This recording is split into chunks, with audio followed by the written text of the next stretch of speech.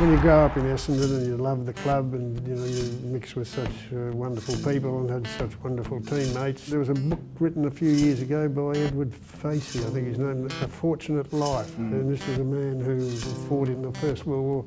Marvellous book.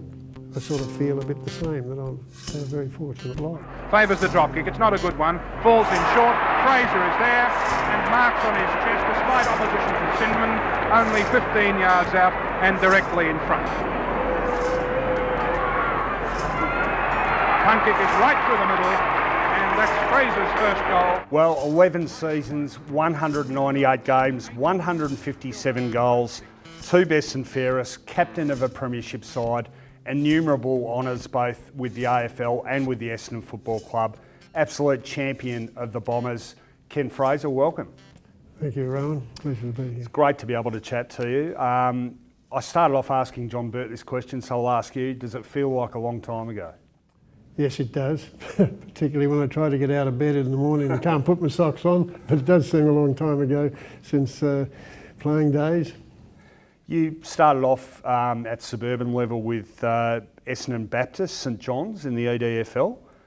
Great sort of breeding ground for local products. Any other players from that club particularly?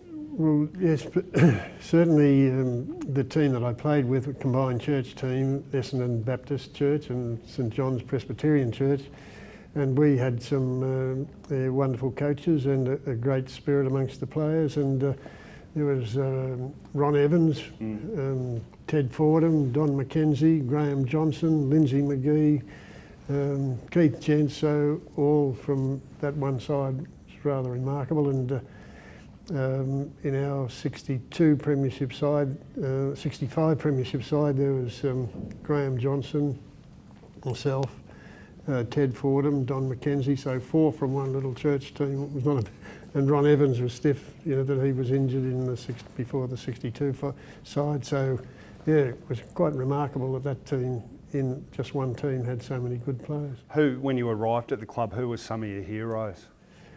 Well, growing up in Essendon, there was no question that I looking back now, I've lived a very fortunate life as far as Essendon is concerned, because we had triple Brownlow medalist Dick Reynolds as our coach, double Brownlow medalist Bill Hutchison as our reserves coach, and the great John Coleman, who became coach a little bit later on. So we had and we were in the grand finals from 1946 and 1947, 48, 49, 50, 51.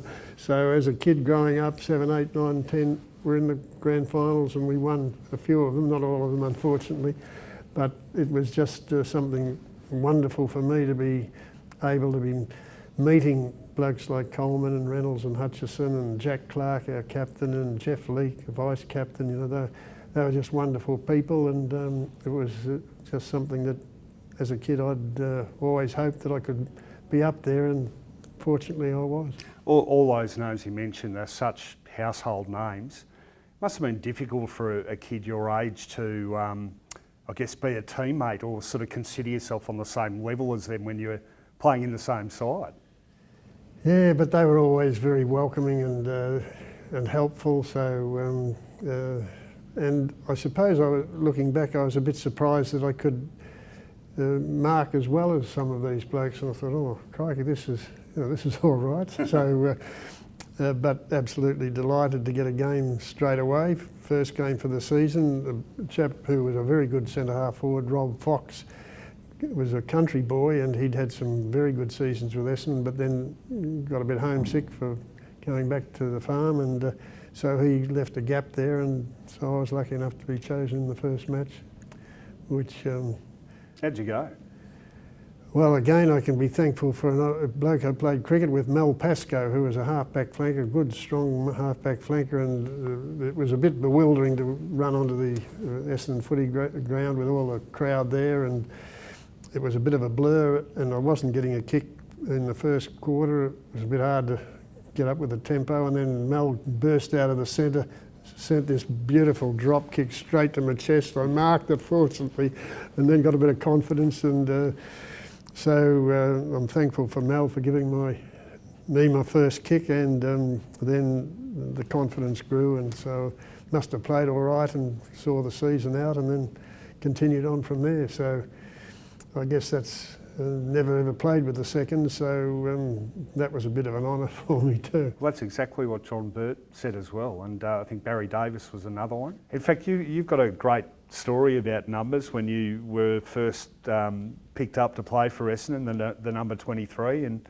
yes. tell us that story. Yes, well, Barry Davis, who you interviewed, was on the interviewed a couple of weeks ago, was a childhood mate of mine. He just lived round the corner, and he was 3 years younger than me, always the little kid round the block who you'd go and have a kick with, but he was such a good kick that he'd kick it over your head time and time again. He was such a good cricketer, you couldn't get him out, and he was good at marbles, so you couldn't beat him at marbles.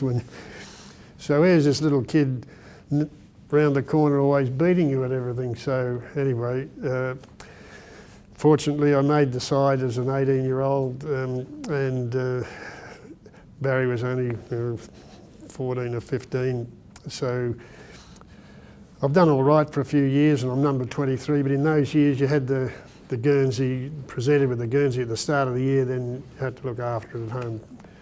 Middle of the season, in my third or fourth year there, and the jumper got a bit tatty. The number at the back was ripped off, or partly ripped off, so I was living at home. Mum said, "Oh, go down to the local sports store and get yourself a new number and I'll sew it on and you'll look a bit better as a footballer." And it was the year that Barry had started at Essendon as a 16-year-old and wearing number 32, which he was going pretty well too, and so was I. But anyway, so I've gone down to the sports store and I said, "Could I have a number 2 and a number 3, please, sir?" And he said, I'll go have a look out the back. So he's gone out the back.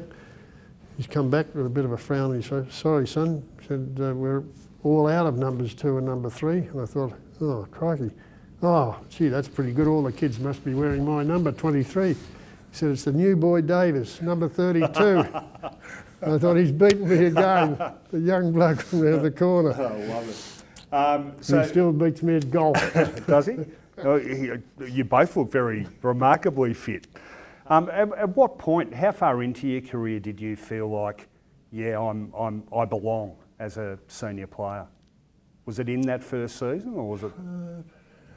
Probably was that I was getting a game and getting a few kicks and not dropped, so my confidence was not dented at all. And the more I've lived, I suppose, or the longer I've lived, the more I feel that confidence is such a big factor in anybody's life, whether it be football or business or whatever. If you're confident, then you'll meet the requirements more readily than if you're not confident. Yeah. Yeah, no, it's. I mean, confidence is a huge part of it, isn't it? The other, I'm fortunately, I'm young enough to say I just missed your career, but I've read enough about it. And apart from your marking, the thing that's constantly noted is your agility, which I'm told was quite sort of uncommon for key forwards of that time. How big an advantage did that give you? Yeah, it's a good observation that I was quick. I wasn't heavily built, and a lot of the centre half backs at the time were stronger, more heavily built, but they were a fraction slower. So, and the other lesson that I learned, I loved end to end at school and the neighbours and so on, and up and down the street. And, so I became quite a good mark, and I had fairly good spring. So I found that at school I could outmark a lot of the bigger kids as well. So it became just a natural part of my game. And I can still remember as a kid growing up at Essendon, when I was 8 or 9 and 10, I'd try and reach the garage roof and just jump and jump and jump. And gradually I could do that. And then when I got into teenage years, I tried to reach the house roof. So I practiced my jumping, so it became part of my legs, I think, strengthened up and my jumping ability. But when I got to Essendon, then they said, "Listen, Ken, you're okay if you do grab it, but do you realise that about 7 out of the 10 times it's in a pack, it'll hit the ground. So no use just putting your hands down, get down quickly as well. So at end-to-end at practice, and we did a lot of end-to-end at practice in those years, I practiced going for the ball in the air, of course, and then trying to get down to the ground as quickly as I could. So it became a more natural part of my game. I mean, you won consecutive best and fairest in 63 and 64, so you've won a flag, you've won the BNF 2 years in a row. Were those couple of years you feel the best football you ever played? Probably so. Yeah. Although I think in 1966 in a semi-final, I'd probably, on reflection, I played my best game ever in a semi-final at 66. Was that against Geelong? Against Geelong, and then the next week we played in a preliminary against St Kilda, and I played my worst game ever. Right. Ian Stewart tailed me up in the centre, so I went from the best game I played to the worst game I played. Right. What was happening in those years though when you won the best and fairest that you felt just was making it all come together? Was it your marking, or just you felt you had a handle on the whole game? Yeah, I think that I built up a bit more strength physically. That might have been the years when we also did a bit of boxing, and they introduced that as a bit of a way to strengthen up your arms, to get a bit more confidence in yourself. And quickness of reflexes were developed a bit quicker, and I think just as maturity, I think the peak years maturity for players in those years anyway were about 22 to about 26, 27. They're your peak years of physical manhood and experience. If you've been with those players for 2 or 3 years, you know how they move.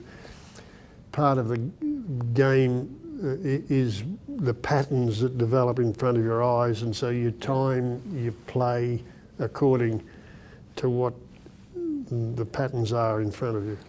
You took over as captain in 65. I mean, this is a remarkable period both for you and the club. 65, I'm pretty sure Essendon was only the 3rd side to win a flag from 4th spot on the ladder.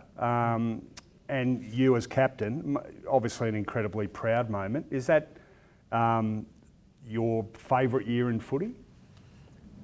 It's too much of a blur to say that, but it's certainly holding that Premiership Cup up was the highlight of your football career. Yeah. It's just, although it's a sense of relief too, that was probably the main feeling I had. Thank goodness it's over, thank goodness we've won it. Then once that feeling of relief is over, then the exuberance and the joy sort of comes in. Chance now for St Kilda to go forward, getting the ball up towards Cooper. There goes the siren, and it's all over. And there's a very happy looking John Coleman with his back to us in the light coat, the coach of Essendon and one of the greatest full forwards the game has seen in Victoria. Essendon 14-21, 105 points. St Kilda 9-16-70. I wanted to ask you about 68 because that doesn't have a fairy tale ending, and for the younger viewers out there, Essendon loses by 3 points to Carlton. Still the only side to kick more goals in the grand final and not win the game. Incredibly windy conditions. In fact, I had to vote retrospectively on a Norm Smith medal for that game. So I had to sit down and watch the whole game.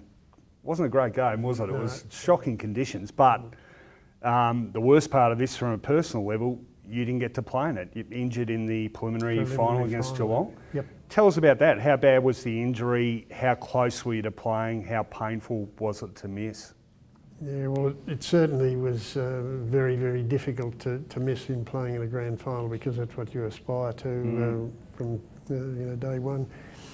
But in the preliminary final, one of my teammates actually fell across my knee. When I'd come down from a mark, or I forget exactly now, but fell across the knee, and the knee bent and strained the ligaments badly in the knee. Probably I was pretty close. I could train, but I couldn't turn very easily. And my game was built on movement and speed and getting down to the ball and running, twisting, turning. not just high marking, but so came Thursday night, and at the ground, you know, I got through when it was easy to just run around in circles and run short, sharp work. But then Jack Clark was our captain and our coach, and we went down to Maribyrnong Park, I think it was, with another player, and tested me out when I was tackled and all that, and got tackled and the knee sort of gave way a bit, you know, so knew it was over. So it was, yeah, very sad end in a way to my football, because I didn't. That would have been my last game, because I decided, my wife and I decided to go to England to teach in England the next year, which we did. What were you teaching? What subject? I was teaching mainly geography and history at high school, and I wanted to prove myself as a teacher in the English system and get to see a little bit of the world, and my hamstrings were beginning to play up a bit, and you know, so I thought that it was probably time to hang up the boots and see a bit of the world.